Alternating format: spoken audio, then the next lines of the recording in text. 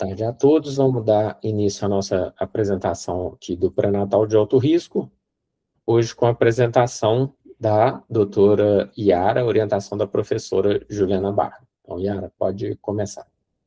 Boa tarde, pessoal. Eu sou Yara, sou residente do segundo ano da ginecologia e obstetrícia do HC, e hoje eu vou falar um pouquinho sobre as recomendações da FIGO para o parto vaginal depois de uma cesariana, sobre a preceptoria da doutora Juliana Barra. Nos últimos anos, a gente vê que tem um aumento global das taxas de cesariana, né? Eu trouxe esse gráfico aqui, que não é do artigo, mas só para ilustrar, né? Foi um estudo do The Lancet, que trouxe que de 2000 a 2015 teve um aumento considerável das taxas de cesariana, e o Brasil chegou até a 55% do aumento dessa taxa.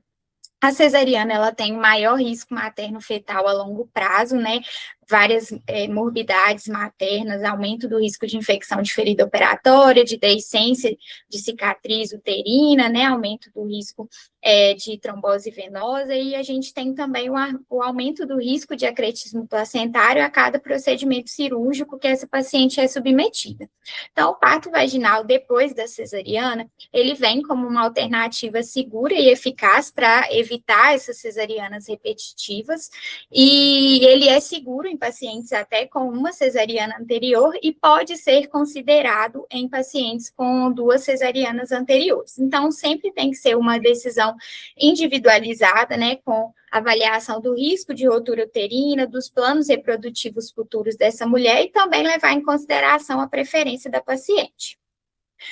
A gente tem uma boa taxa de sucesso, né, do parto vaginal após cesariana, de 60% a 80%, podendo chegar até 90% em alguns casos selecionados. O menor sucesso vai ser nos casos que a gente tem indicações recorrentes de cesariana, como, por exemplo, uma desproporção cefalopélvica ou uma parada de progressão de trabalho de parto, em pacientes que têm o IMC acima de 30 e em fetos que são macrossômicos. Apesar dessa taxa de sucesso alta, a tentativa do parto vaginal depois da cesariana ainda permanece baixa.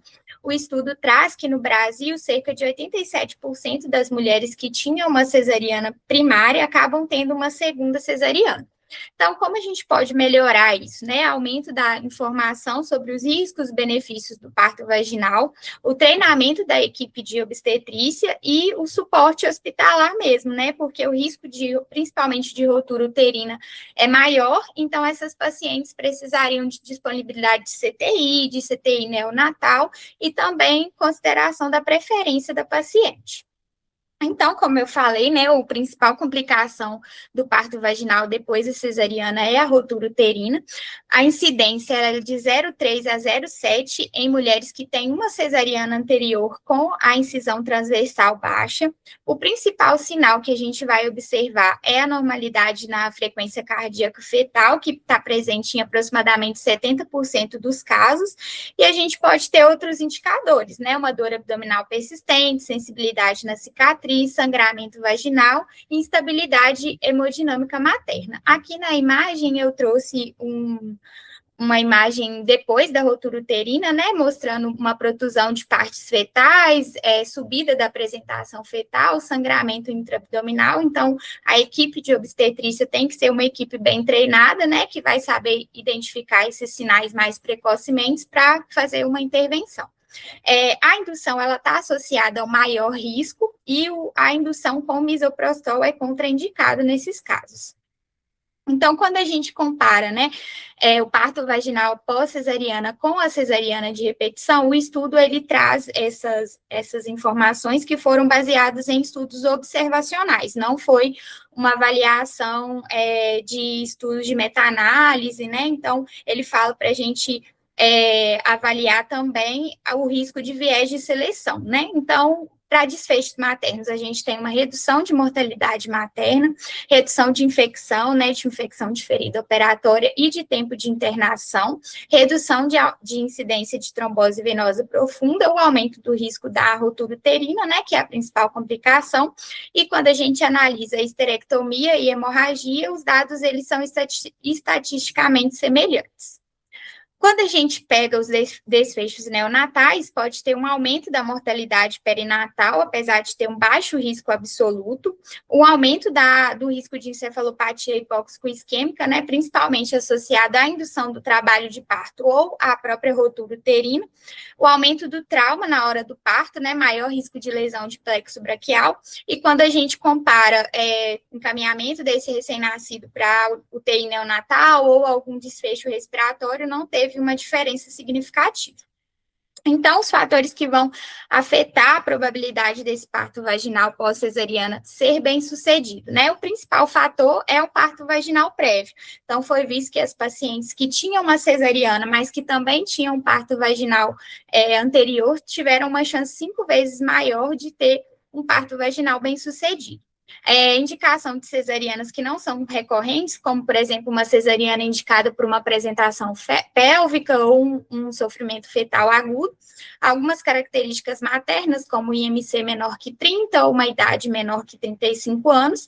De características fetais, a gente vai ter o peso menor do que 4 quilos. O peso maior do que 4 quilos, ele traz que tem uma chance de sucesso menor, uma taxa de sucesso menor, e que 4,5 kg já seria indicação de cesariana mesmo. A cefálica também vai aumentar a probabilidade, e quando o feto está na posição 0 ou posição inferior. O início espontâneo do trabalho de parto, uma dilatação cervical maior do que 4 centímetros ou um bíchope maior que 6, também vão ser associados a maior probabilidade de sucesso. E agora, para o aumento do risco de rotura uterina, né? O tipo de incisão anterior vai interferir, então, a incisão transversal baixa, que é essa da segunda imagem, né? Que é a mais comum que a gente faz hoje, tem um menor risco. A incisão vertical baixa tem um risco, que é essa da primeira imagem, um risco de 2%, e as incisões anteriores em T invertido ou em J vão ter um risco maior, e aí vão contraindicar mesmo o parto vaginal. O número de cesáreas prévias, né, como eu disse anteriormente, uma cesárea prévia é seguro, com 2 cesarianas anteriores já tem um aumento do risco, então, se a paciente for um desejo da paciente, a gente tem que individualizar e conversar com ela sobre os riscos e benefícios, né? O intervalo entre parto menor que 18 meses também está associado a um maior risco.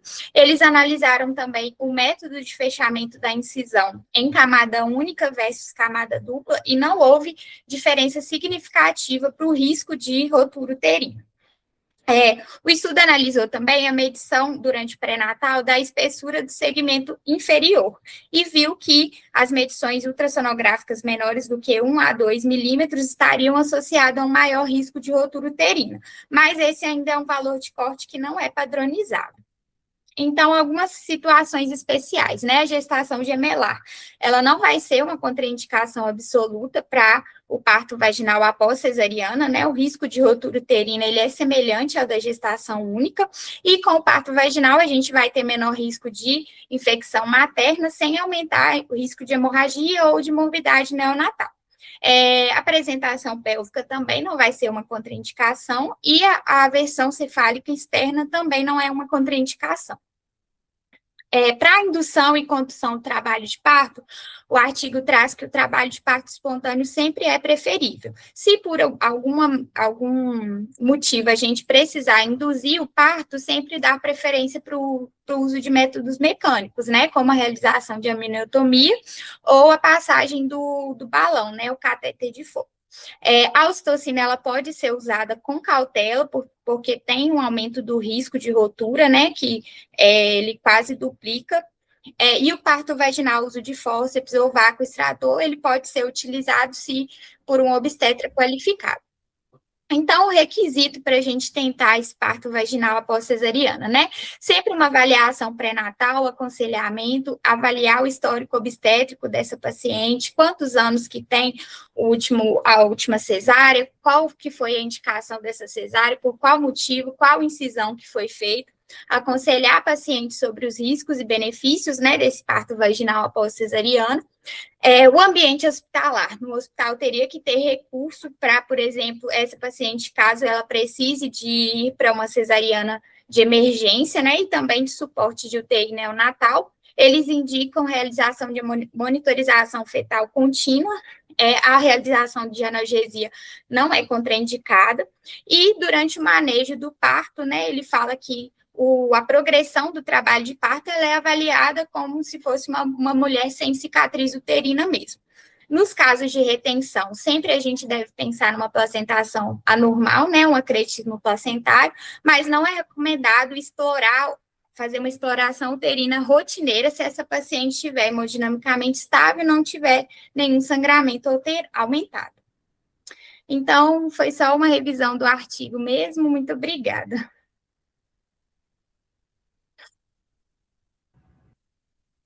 Obrigado, Yara.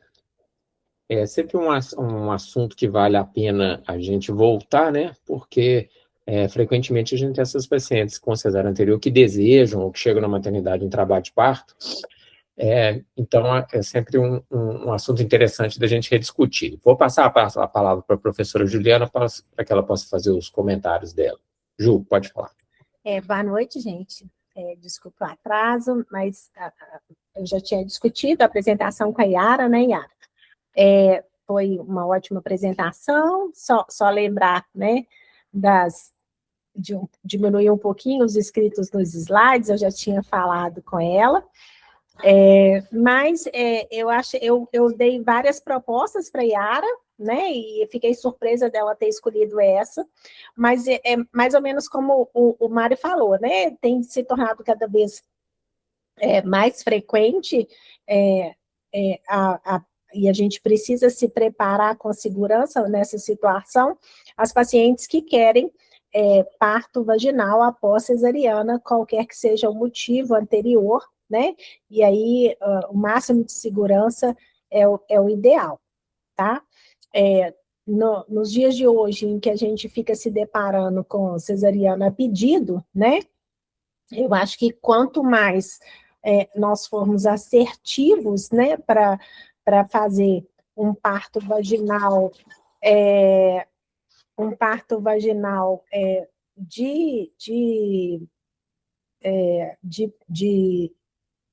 de uma cesariana anterior, é o ideal, tá? Porque realmente é a forma da gente demonstrar, na minha opinião, que cesariana a pedido é um perigo, e que as pacientes não têm o total conhecimento quando escolhem uma situação, uma questão como essa, tá?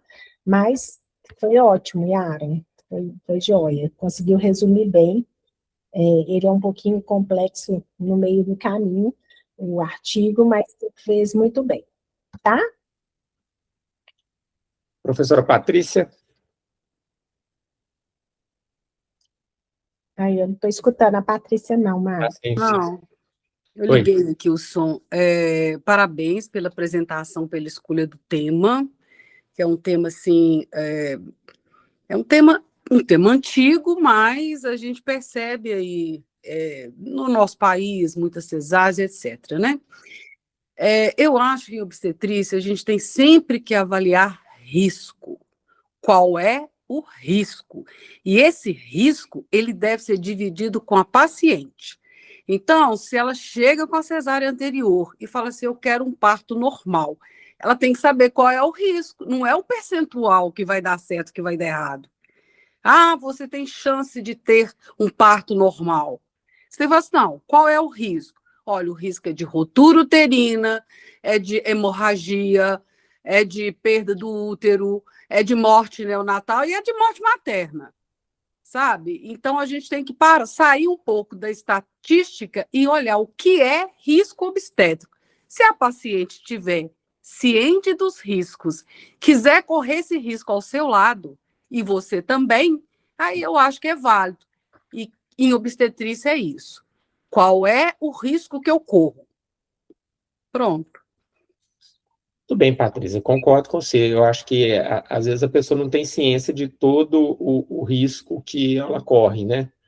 Ao escolher um procedimento ou outro, né? Mas é a mesma coisa que a Juliana falou. Às vezes, ela escolheu uma cesárea sem estar totalmente ciente de todos os riscos, né? Do risco de ter uma segunda cesárea, do risco de ter uma placenta creta numa outra gestação, Isso também a gente deve discutir. E, por outro lado, ela que já tem uma cesárea prévia, quando ela quer o parto normal, tem que ficar bem claro para ela esses critérios que a Yara falou.